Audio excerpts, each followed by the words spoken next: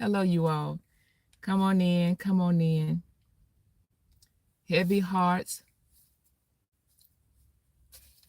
people befuddled, a little confused, scared, which I think a lot of us expected that this will be.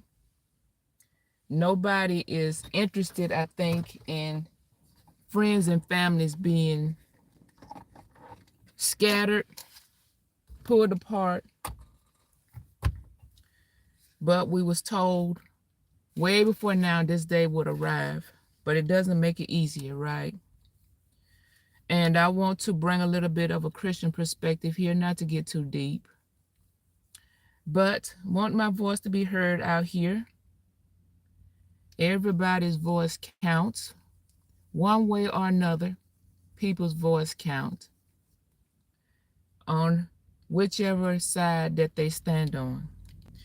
And I hear a lot of some scare tactics in one facet out on TikTok, and it could be in other places, but I hear it on TikTok, where one lady, and she was in tears and pretty much having a meltdown, saying that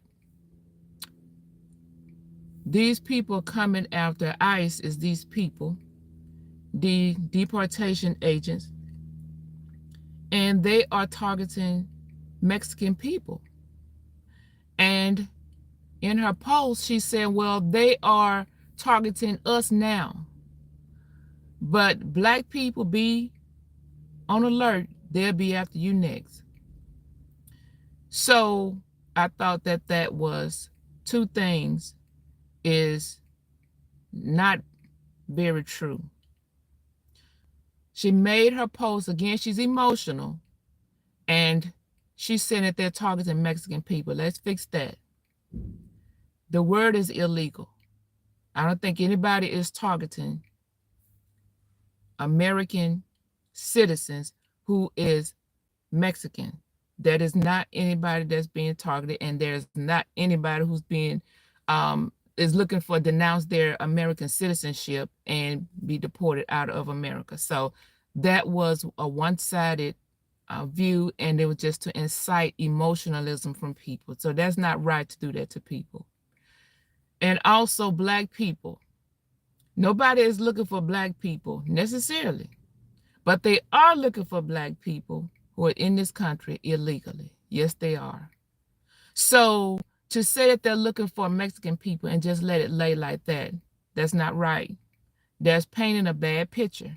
And again, it's targeting people in a as if one sector or one population is under attack, when that's not true. Tell the real pictures. Say what's really going on. The priority first is people who are committing crimes or who have already had crimes against them before they even come into this country. That's the top priority. People who have a criminal record. That's any ethnic group of person. Anybody. And I would think that American citizens would be in agreement with that. Why would we want criminals on the street? Then, of course, they're going to people who don't have a criminal record after they finish or complete this first wave of what they're doing. But still, the word is illegal. If you are in this country and you're going through the naturalization process, that's one thing. This country, the United States of America, is built on migrants. Migrants built the United States of America. So, and their labor is still needed, and people are still welcome into this country through the naturalization process, come in the right way through the front door. You can't come in an illegal way and say, well, we're here now. We're in the interior of the country. Just let us stay. Pretty please. Well, I don't know how that's going to work, because once people are in the interior of the country, they can easily get lost. So there could be a lot of people that never get detected, and they go on to live their life right here in the United States of America. But at the same time, I understand. I want to be empathetic to people's feelings, that there's going to be a lot of tears shed when people's relatives and their friends are deported out of the country, because now they're bonding, they're getting comfortable, they're making a living, they're integrated into the community. So anytime there is any type of separation and people don't want to separate, not just leaving out of the country, you could be separating from a job you've been on for, and you're coming up to retirement or whatever, you're leaving your friends, you made a friendship, a connection there. It's a separation, there's sadness. Any type of separation, there's going to be heartfelt emotions and tears. And people going back to a place that it seems like life was not so good to them. And maybe there was a lot of death and definitely poverty. Who wants to go back to situations like that? Everybody wants a better life. Everybody wants a chance to have a dream where their children will be safe and they can thrive. Everybody wants that. But we can't do it the illegal way. We just cannot vote for things and stand for things and support things that's not done the right way. Now, I'm talking to anybody who is willing to come across this video and listen, but at the same time, I'm making a Christian appeal here. For those who are in the kingdom, do we stand for what God says, or do we want to fold under emotions? Emotions can be a blinder, and we got to have logic. We can't look in the face of God and be easily offended. God grows us up in our inner nature. And if you want to be grown up, God don't grow nobody up who don't want to be grown up. We can wear the name Christian and also espouse Christian rhetoric and scriptures, and still we're not growing inwardly. Because again, looking in God's face, reading the scriptures, it's offensive. The Old Testament and the New Testament, if you want to be offended, there's plenty of opportunity to be offended. Plenty. I'm looking in St. John right here, chapter 17. And here it is. Jesus is talking about his upcoming crucifixion. And he's telling the Father, glorify thy name. And the Father said, well, I have glorified it, and I will keep glorifying it. Get this stammering tongue right, Vanessa. Thank you all for coming into the channel. My name is Vanessa, by the way. And here it is, over in around 13. And now I come to thee, and these things I speak in the world, that they might have joy fulfilled in themselves. I have given them thy word, and the world have hated them, because they are not of the world, even as I am not of the world. I pray not that you should take them out of the world, but that you should keep them from the evil that is in the world. Now, they don't say in the world there. So to live this Christian life, it ain't comfortable. It's not cute, and it's not soft. We have to come up against all type of social issues and matters. Always have, always will. Then we have to decipher what's right and what's wrong in this situation. And guess what? Our emotions is going to be stirred. Our emotions is going to be solicited in every single situation, every social matter, every political matter. It's going to elicit some type of emotion, whether you're for the decision or you're just against the decision. But our job is to go right back and see, what does God say about it? Has this ever happened before? Of course. All throughout eternity, these things have happened before. Well, what is God's response on it? How should we behave? How should we act? What is the reaction? Well, first, we got to abide by the laws of the land. That's one thing that the scriptures tells us, to abide by the laws of the land. If this is what the United States president, whether we agree with it or not, if this is one of his edicts, then that's what we got to go by. Unless, again, it could be protested, it could be overturned, doing things the right way. If we find ourselves fighting against ICE or trying to smuggle people and you're trying to hide people out, you can find yourself in trouble. We want to do the right thing, even though the right thing can be the hard thing. I'm not saying just turn people over and everybody just here one and here a person and here's another one. Here it is in verse 15. He says, I'm not saying take the people out of the world. The world has evil all around in it. Don't take the people out of the world. Now, he was talking about, firstly, the disciples here, but it expands past these disciples. Everybody is a disciple once they come into the confession of Jesus Christ. We become disciples, become followers, learning to follow after the concepts of the tenet faith, the faith of the tenets of the Christian faith. I'm sorry, you all. And we got to deal with the evil that's around us. Be not overcome with the evil, and don't succumb to it. Be transformed from an old mindset, coming to your new mindset. Because we got to deal with evil. Say, I'm not asking you to take the people out of the world. They got to deal with it. They got to look at it. They got to get involved. Because it's not easy to live this Christian life. It's not even easy to live if you're not a Christian. It don't matter one way or another, whatever your faith system is. But he said, I have overcome. And if I have overcome, you can overcome. First, you have to keep your mind on spiritual things. Because without holiness, we cannot see God. Seeing God is not after we depart our earth suit. Seeing God is understanding. That's what sight is. We have to come to ask first, Holy Spirit, help me to understand. Open this up to me. Thank you all for coming in. I sure appreciate you. Thank you, thank you, thank you.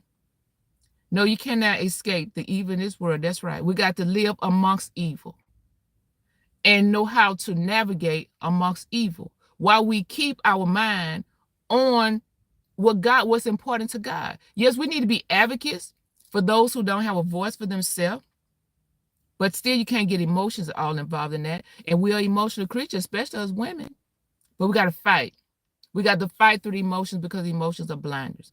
Do the right thing at all times possible. You're not going to do everything exactly right at all times. No human's going to do everything exactly right. But you got to put forth your best effort to do the right thing.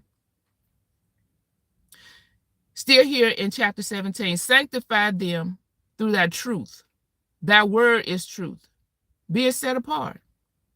As thou hast sent me into the world, even so I have sent them into the world. And for their sakes I sanctify myself, that they also might be sanctified in truth. Neither pray I for those alone, but for them also which shall believe on me through them. So that's all of us thereafter. Generations, centuries on after, even past me and you. Everybody that comes after the first generation of apostles, the first generation of followers and disciples. He's praying for all of us that our faith fails us not. And thank God, aren't we glad that we have Jesus praying for us? We need him praying for us. He's the Lord of all lords. And don't forget that God can turn the heart of anybody he wants to. The scripture says, I got the heart of the king in my hand.